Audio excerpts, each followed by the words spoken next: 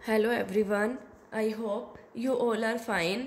आज हम 12th economics के अंदर जो हमारी इंडियन इकोनॉमी बुक चल रही है उसके अंदर आज हम हमारा सेकंड चैप्टर स्टार्ट करेंगे, जिसका नेम है 5 year plans in India, it's goals and achievements. ठीक है, जो 5 वर्षीय योजना थी उसके बारे में आज हम स्टडी करेंगे कि क्या होती है ये 5 ईयर प्लान्स। सबसे पहले तो इकोनॉमिक प्लानिंग की बात की जाए। देखिए इकोनॉमिक प्लानिंग क्या होती है। अब देखिए क्या था, पहले जब ब्रिटिशर्स थे, ब्रिटिशर्स ने हमारे देश को काफ़ी एक्सप्लॉइट किया था, कॉलोनियल एक्सप्लॉइटेशन किया था उन्होंने हमारा।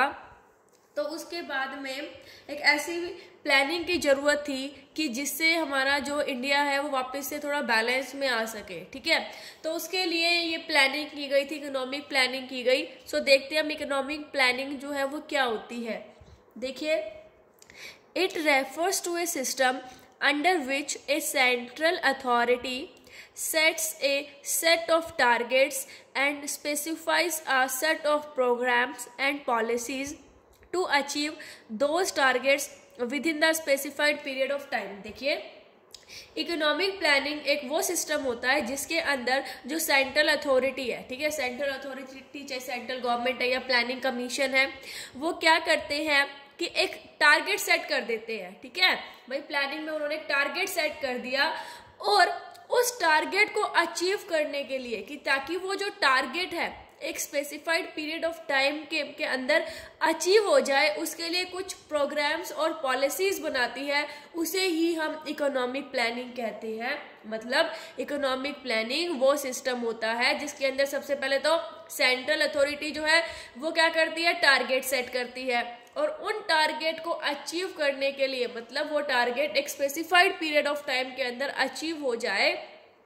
उसके लिए कुछ पॉलिसीज कुछ प्रोग्राम्स बनाती है। ठीक है, उसे ही हम इकोनॉमिक प्लानिंग कहते हैं। जैसे 5 ईयर प्लान्स जो आए हैं हमारे इंडिया के अंदर, ठीक है, ताकि और उसमें क्या करते हैं, एक स्पेसिफाइड टारगेट फिक्स कर दिया जाता है, ठीक है, ताकि वो अचीव हो सके एक स्पेसिफाइड पीरियड ऑफ टाइम के अंदर।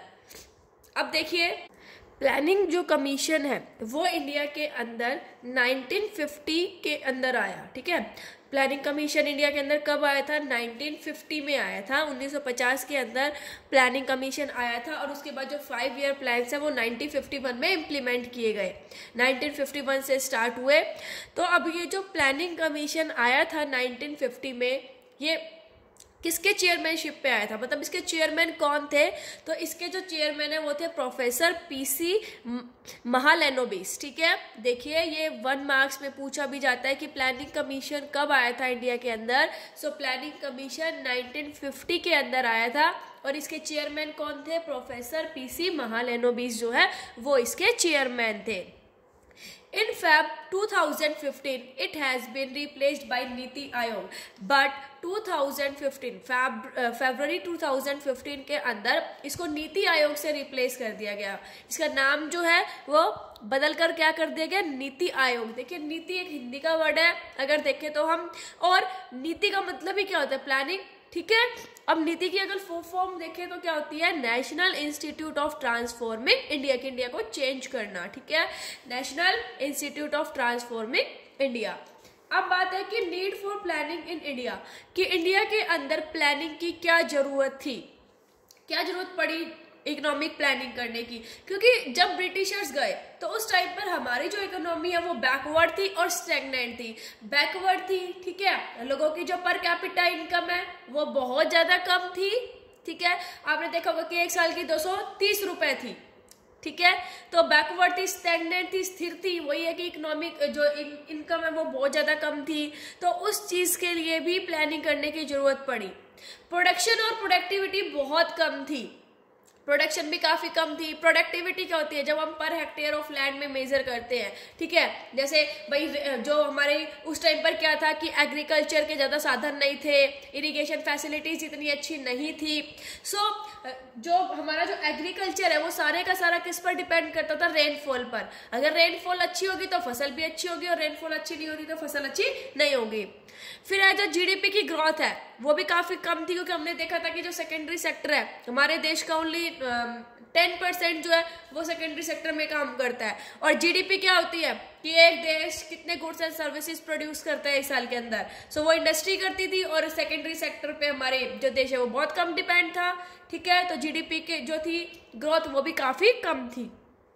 Need to give a big push of investment. अब हमारे देश में इन्वेस्टमेंट करने की जरूरत है। इन्वेस्टमेंट कौन करेगा? गरीबी इतनी थी, गवर्नमेंट के द्वारा इन्वेस्ट करने की जरूरत थी, और ताकि जो रिसोर्सेज है उनको सोशल वेलफेयर के लिए लगाया जा सके, इसलिए प्लानिंग की जरूरत पड़ी। अब हमारा नेक्स्ट टॉपिक है directive planning and comprehensive planning. अभी हम स्टडी करेंगे कि डायरेक्टिव प्लानिंग और कॉम्प्रिहेंसिव प्लानिंग क्या होती है। सो देखिए, पहले हम स्टडी करते हैं डायरेक्टिव प्लानिंग कि डायरेक्टिव प्लानिंग क्या होती है। It refers to a system in which planning is introduced to direct the forces of demand and supply so that the system does not go wayward from the state of equilibrium। देखिए, directive planning क्या होती है। Directive planning वो planning होती है जिसके अंदर government खुद डायरेक्ट पार्टिसिपेट नहीं करती है, बल्कि प्राइवेट सेक्टर को हेल्प करती है। ठीक है, उनको डायरेक्शंस प्रोवाइड करती है कि आपको ऐसा करना चाहिए ताकि जो डिमांड एंड सप्लाई की फोर्सेस है वो इक्विलिब्रियम में रह सके। ठीक है, उस इक्विलिब्रियम से बाहर ना जा सके। मतलब खुद डायरेक्ट पार्टिसिपेशन नहीं करती है, बल्कि प्राइवेट सेक्टर को क्या करती है? गाइड करती है। ठीक है, देखो, डायरेक्ट करती है ताकि जो डिमांड एंड सप्लाई की जो फोर्सेस है वो बैलेंस में रह सके, वो इक्विलिब्रियम रह सके। देखो है ना, no direct participation of government का कोई डायरेक्ट पार्टिसिपेशन नहीं होता। Government directs the private sector with regard to a set of do's and don'ts so that national interest does not suffer। जो गवर्नमेंट है वो ओनली प्राइवेट सेक्टर को directions provide करती है कि आपको क्या करना चाहिए और क्या नहीं करना चाहिए, ताकि जो नेशनल इंटरेस्ट है हमारा वो सफर ना करे। ठीक है, और जो डायरेक्टिव प्लानिंग है वो कैपिटलिस्टिक इकोनॉमिक में यूज होती है, कैपिटलिस्टिक इकोनॉमी में परस्यू होती है।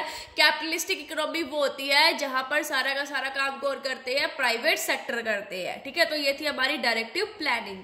अब बात आती है कॉम्प्रिहेंसिव प्लानिंग। कॉम्प्रिहेंसिव प्लानिंग क्या होती है? देखिए, it refers to a system in which government herself participates in the process of growth and development। Comprehensive planning वो प्लानिंग होती है, वो सिस्टम होता है जिसके अंदर गवर्नमेंट ना खुद से मतलब खुद पार्टिसिपेट करती है ग्रोथ एंड डेवलपमेंट के प्रोसेस में। इसमें गवर्नमेंट का डायरेक्ट पार्टिसिपेशन रहता है। देखिए, डायरेक्ट पार्टिसिपेशन ऑफ गवर्नमेंट, इसके अंदर जो गवर्नमेंट है उसका डायरेक्ट पार्टिसिपेशन रहता है। Both public and private sector coexist as agents of growth. इसके अंदर पब्लिक और प्राइवेट सेक्टर दोनों ही ग्रोथ में काम करते हैं। Pursued under socialistic and mixed economy. और जो कॉम्प्रिहेंसिव प्लानिंग है वो कहाँ पर होती है? सोशलिस्ट और मिक्स्ड इकोनॉमी। ठीक है, सोशलिस्ट मतलब जहाँ पर सारा का सारा गवर्नमेंट होता है, और मिक्स मतलब जहाँ पर प्राइवेट और पब्लिक दोनों मिलकर क्या करते हैं?